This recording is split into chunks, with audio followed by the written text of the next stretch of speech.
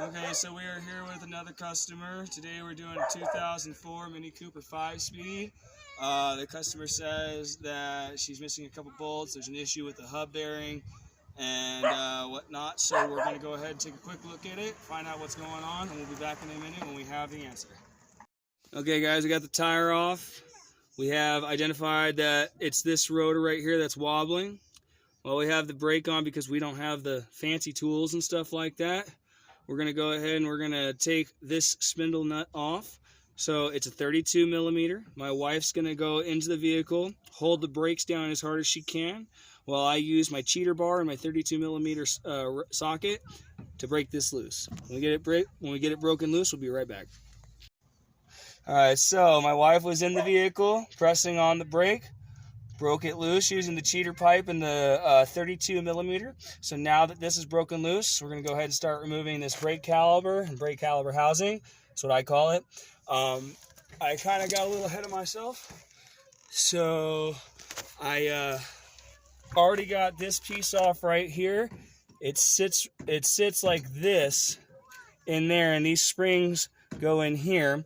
So what you do is you come in, you take a pair of pliers, you pull one side out, and it'll slip right off. So once we go ahead and get this off, we'll be back to take the outer housing off.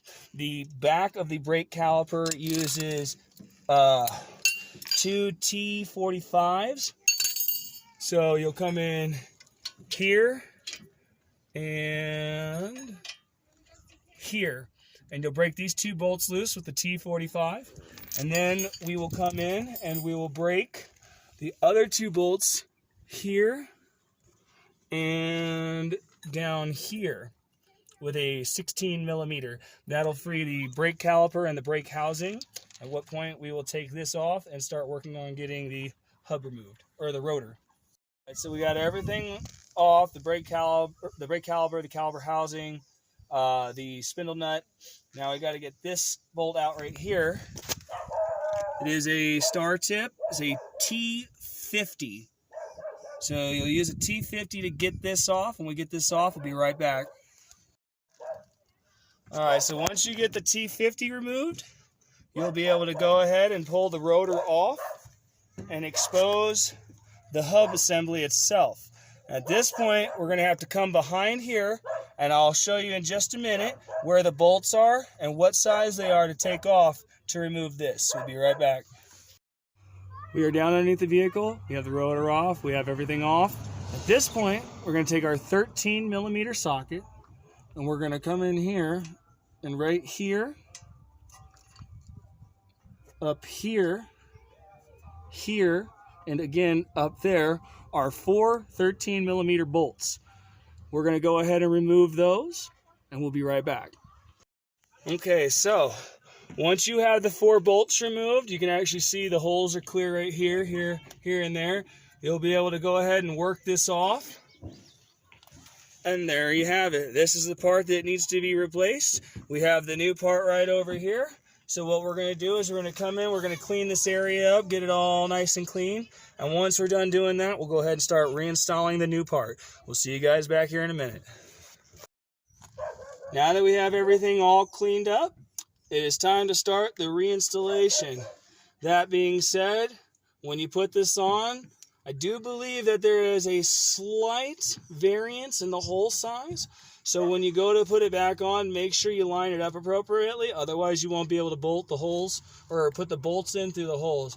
You also want to make sure you do this nice and gently because you don't want to damage the spline while you're doing this. So you go ahead and line it up like that.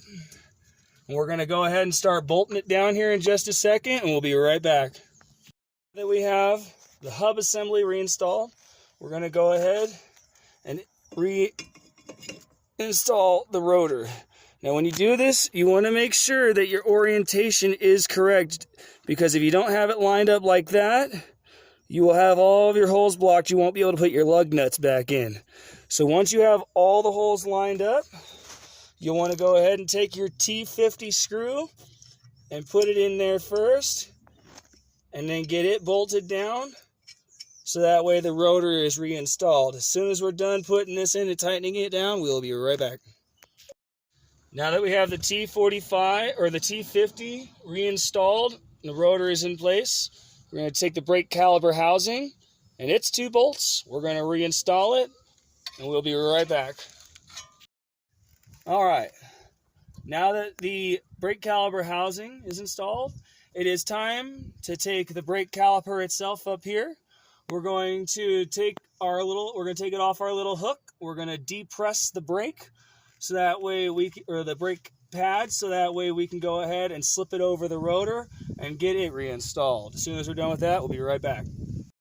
Okay, we now have the brake caliper and brake caliper housing reassembled.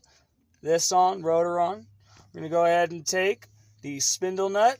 We're going to go ahead and, we're going to go ahead and get that on there. Screw it back on all the way. And then when you're done doing that, you're going to want to make sure that, like before, you take either a chisel, a flathead screwdriver, or something with a small hammer, and make sure that when it's tightened down all the way, you give it a little kink right there in that area, so that way it's locked into position. When we're done with that, we'll be back. Alright guys, everything is now reassembled. All we have to do is put the tire back on, tighten down the lug nut bolts, drop the car down off of the jack, go ahead and turn it on, take it for a test drive, and pretty much done after that.